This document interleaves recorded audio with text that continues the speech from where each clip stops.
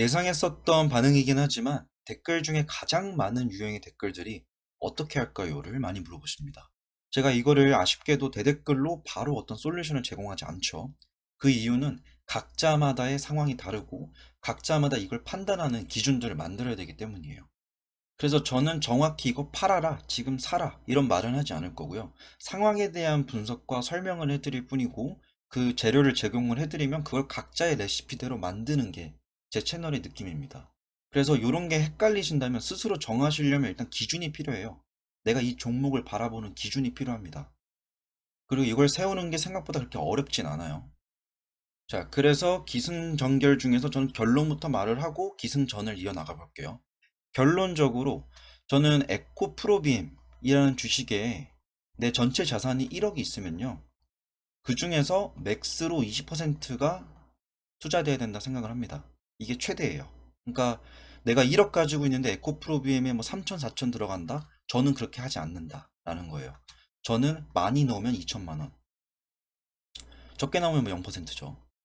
근데 이게 단순하게 에코프로비엠에다 20%를 몰빵할 수도 있지만, 제가 생각하는 건 내 돈이 전체 1억이 있으면 그 중에서 가치주, 성장주, 그리고 뭐 화장품 섹터를 살 수도 있고 ETF를 살 수도 있고 뭐 철광 관련주들, 원자력 관련주들, 여러 가지 종목들이 있겠지만, 그 중에서 에코프로비엠을 포함한 2차 전지 시장 그리고 전기차 시장에 저는 2천만 원의 맥스입니다. 이 말은 즉슨 지금 에코프로비엠만 사는 게 아니라 얘랑 같이 결을 같이 하고 있는 뭐 삼성 SDI도 있겠고요. 그리고 LG 에너지 솔루션도 있겠고요. LNF도 있겠죠. LNF도 있겠고, 뭐 에코프로를 살 수도 있고요. 에코프로 HN을 살 수도 있고요. 포스코 케미컬을 살 수도 있고요. 저는 요거를 기본 전제로 생각을 합니다. 전체 내 돈 중에서 이 중에서 20% 정도를 2차 전지, 전기차로 사는데, 그 중에서 내가 에코프로비엠을 요 안에서 20% 중에서 반토막을 가져갈지, 아니면 뭐 5%를 가져갈지, 아니면 20%를 다 에코프로비엠에 넣을지, 이거는 본인이 고민을 하셔야 돼요. 그래서 저는 20%를 보지만 어떤 분은 정말 살 게 너무 많아가지고, 다른 종목 섹터들 살 게 너무 많아가지고 뭐 반도체가 50%인 분들도 있을 거고요. 철강, 뭐 건설 이런 쪽에도 50% 넣는 사람도 있을 거고요. 요 20% 맥스는 제 기준입니다. 제가 생각했을 때 20%가 가장 적당하다고 생각을 해요. 이 적당한 이유를 말씀드리면, 지금 우리가 보고 있는 에코프로비엠은 성장주입니다. 그러니까 시작부터 성장주였고요. 갈수록 이게 가치주로 들어갈 거예요. 이 가치주랑 성장주 차이가, 성장주는요, 미래 가치를 미리 예상해가지고 주가가 오릅니다.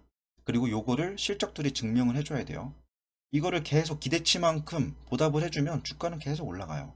근데 물론 중간중간에 요런 실적이 악화되거나 그런 시그널이 나올 때, 업황 상황이 안 좋아질 때 눌림목이 나옵니다.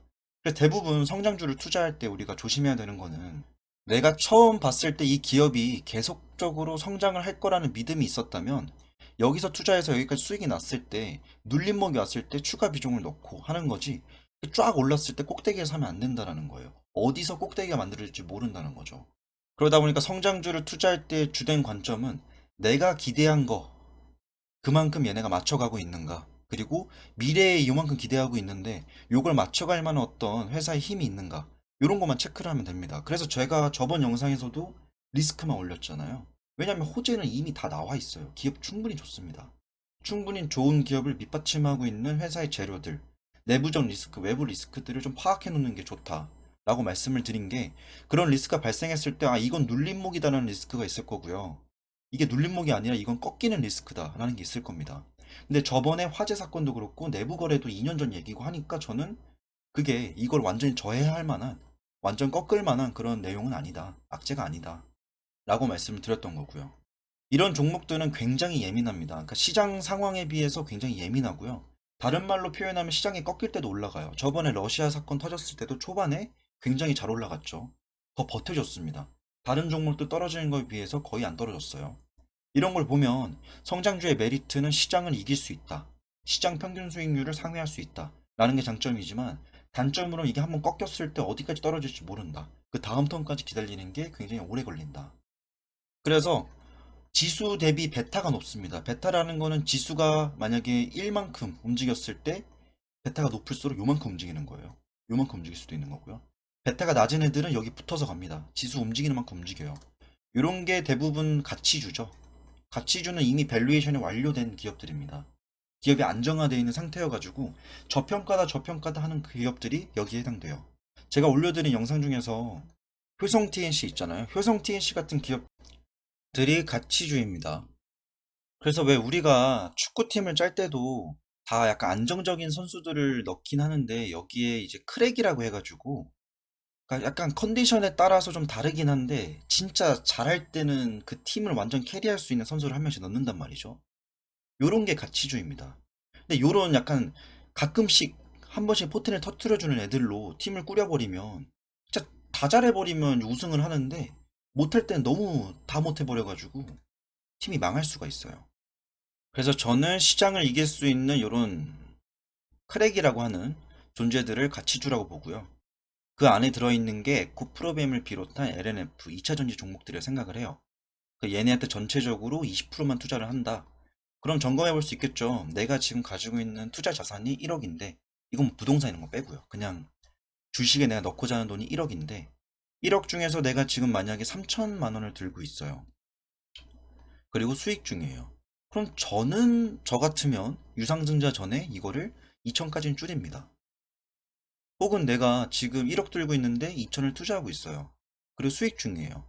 그럼 저는 이거를 좀 줄여가지고 일단 현금화를 해놓고 대기를 할 것 같아요. 하다못해 얘를 바로 그냥 현금화를 해두고 나서 바로 다른 종목에 투자할 수도 있겠지만 대기했다가 나중에 뭐 테슬라를 사주거나 그러니까 그 시장 자체에 베팅을 하는 거죠.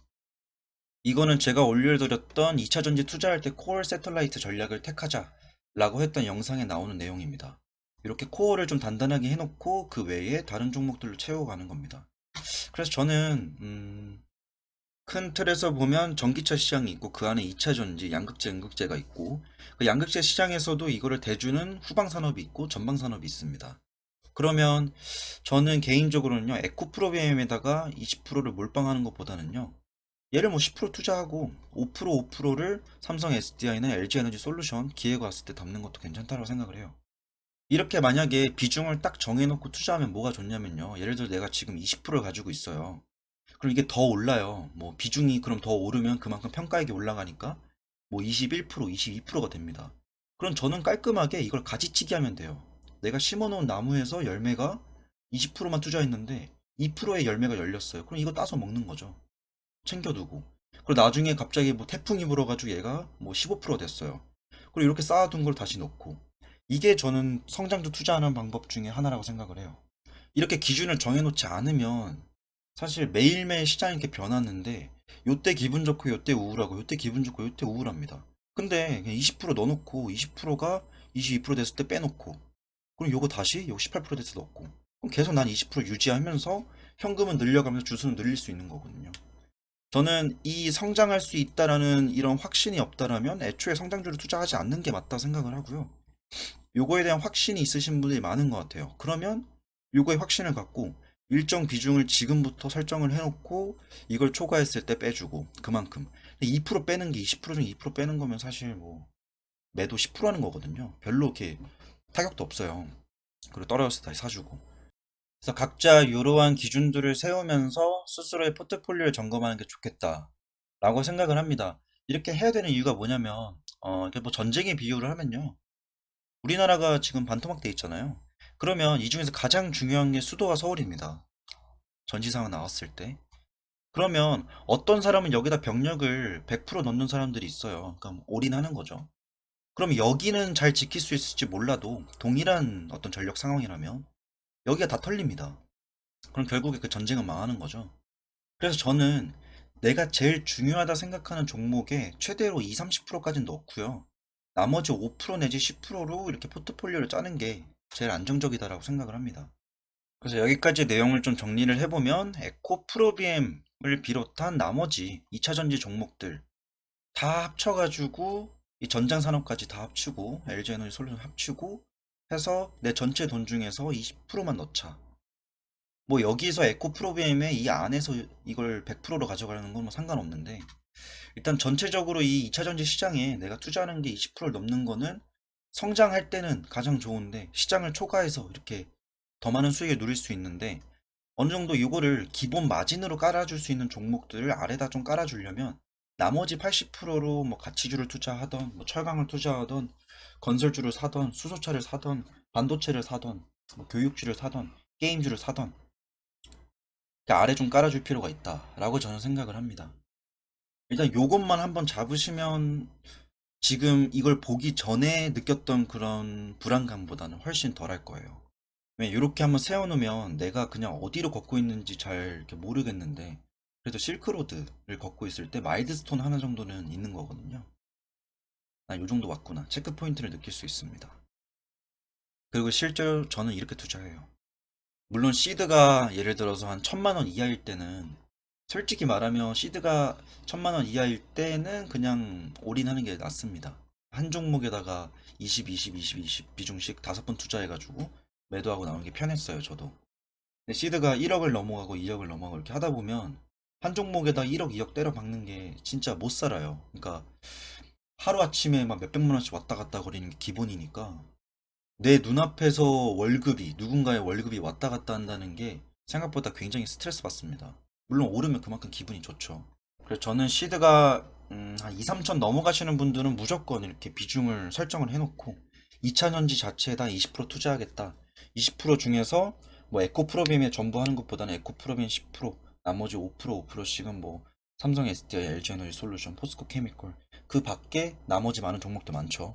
실제로 저는 제일 제가 이상적으로 생각하는 포트폴리오 구성은 전체 중에서 20%를 2차 전지로 가져가고 그 중에서 5% 내지 10% 에코프로빈 가져가되 나머지 5% 내지 10%로 다른 종목 투자를 하는데 2차 전지 관련된 걸로. 근데 여기서 제가 원통형 배터리 얘기를 계속 하잖아요. 그쪽 기술력을 뒷받침할 수 있는 애들로 아마 설정을 해놓으면 에코프로비엠이 만약에 걔네 기술이 발전하면 얘네가 좀 불리해진단 말이에요. 그러면 얘네가 그걸 보완해 줄 겁니다. 그러면 전체적인 포트폴리오가 안정성을 좀 찾아갈 수 있습니다.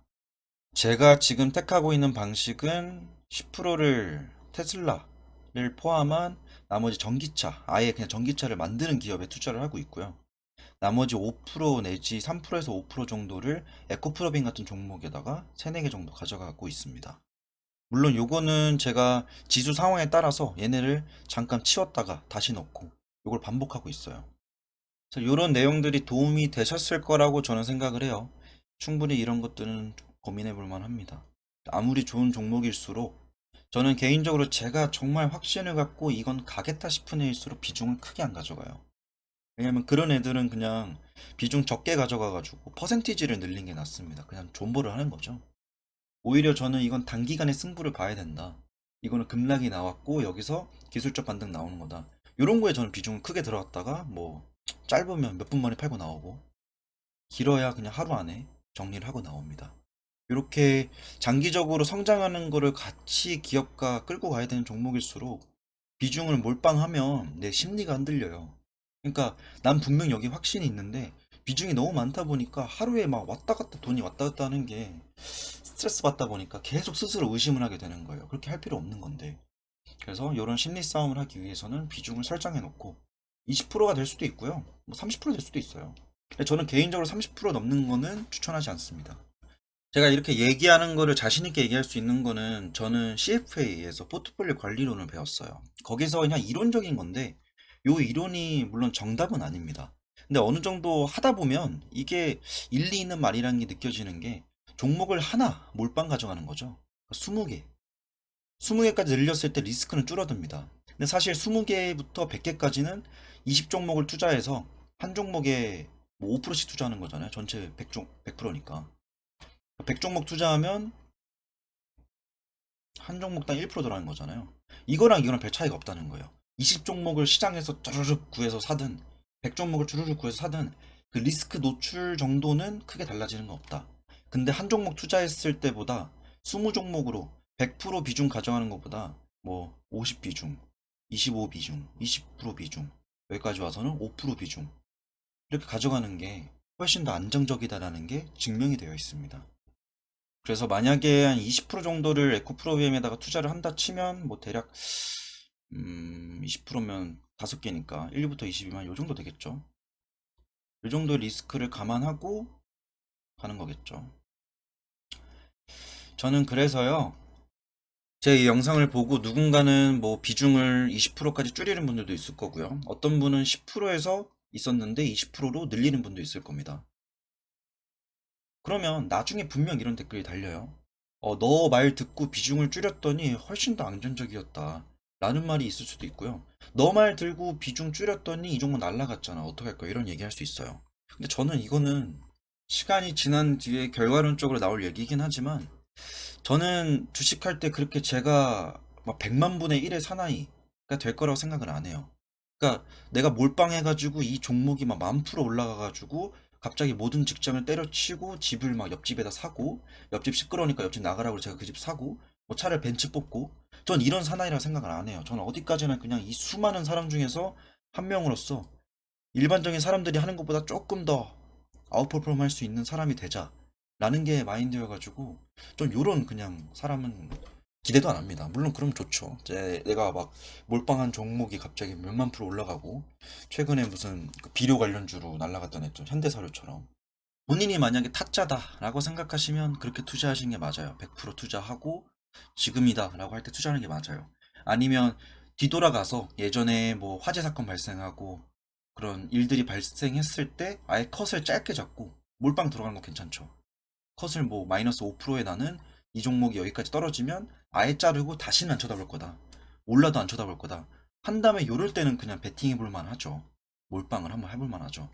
근데 이렇게 약간 반등 나오고 이제 더 갈지 아니면 눌렸다 갈지를 고민하는 종목에서는 비중을 최대한 조절을 하면서 비중 설정을 하고 요걸 초과하는 거에서 잘라주고 떨어지면 사주고 이렇게 가져가는 게 맞습니다. 이 영상을 함께 보면 좋은 게 지난 영상에서 제가 리스크 올려드렸던 거 물론 좋은 댓글들 남겨주신 분들 많은데 그런 것들 참고하면서 그 이벤트가 발생했을 때 내 기준에서 이거는 아웃이다 하면 그때 그냥 익절하고 나오는 거고요. 내 기준에서 이거는 견뎌줄 만하다. 회사를 한칸 가겠다 라고 한다면 그냥 매수를 더 해주거나 아니면 쭉 홀딩하는 게 맞죠. 일단 오늘의 영상 여기까지고요. 제가 사실 진짜 엄청 큰 도움을 드릴 수 있는 거는 신주인수권 그 매도하고 거래할 수 있을 때 제가 그 단가 설정하고 계산하는 게 제 원래 전문이기 때문에 그때 좀 도움이 될 겁니다. 지금까지 올렸던 영상들은 사실 유무상증자를 비롯한 회사의 잠재적 리스크에 대한 얘기를 했고 오늘에 대해서야 이런 비중 설정을 해라 라는 이야기를 했지만 사실 감사하게도 제 영상의 좋아요 비율이 굉장히 높아요. 그래서 아 영상을 그래 제대로 올렸구나 라는 생각을 합니다. 일단 오늘의 영상은 여기까지고요. 제가 원래는 에코프로비엠을 적당히 하다가 이제 놔주려고 했는데 이게 유무상증자 이벤트가 발생하면서 회사가 조금 더 재밌어졌습니다. 다른 말로 표현하자면 난이도가 높아졌지만 그만큼 난이도가 높아질수록 변별력이 생기는 거거든요. 더 열심히 공부하고 더 파악을 해놓으면 시장을 이길 수 있는 수익을 누릴 수 있지 않을까 라고 생각을 합니다. 그리고 저는 이 주식 시장 자체에 대해서 그리고 주식 자체에 대해서 진심입니다. 저는 매일 아침 8시 40분에 동시효과 올릴 때부터 가슴이 두근거려요. 지금 이걸 업으로 삼고 있지만 그러다 보니까 영상을 올리는 게 제 노력과 인풋 대비 아웃풋이 안 나올 때가 많아요. 근데 그런 거 다 괜찮습니다. 어차피 제가 벌어서 제가 먹고 살면 되니까. 근데 가끔씩 이제 댓글로 너무 진정성 있는 댓글 써주시면 너무 고맙습니다. 저는 그게.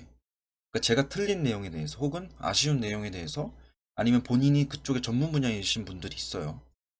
와서 첨언해 주시고 댓글 남겨주시면 전 너무 고맙게 보고 있습니다. 그것 때문에 한 번 더 컴퓨터를 켜서 검색하고 공부하고 이런 시간을 가질 수 있으니까 얼마든지 좀 아쉬운 내용들이 있으면 코멘트 달아주십시오. 제가 그거 보고 공부를 더 해보겠습니다.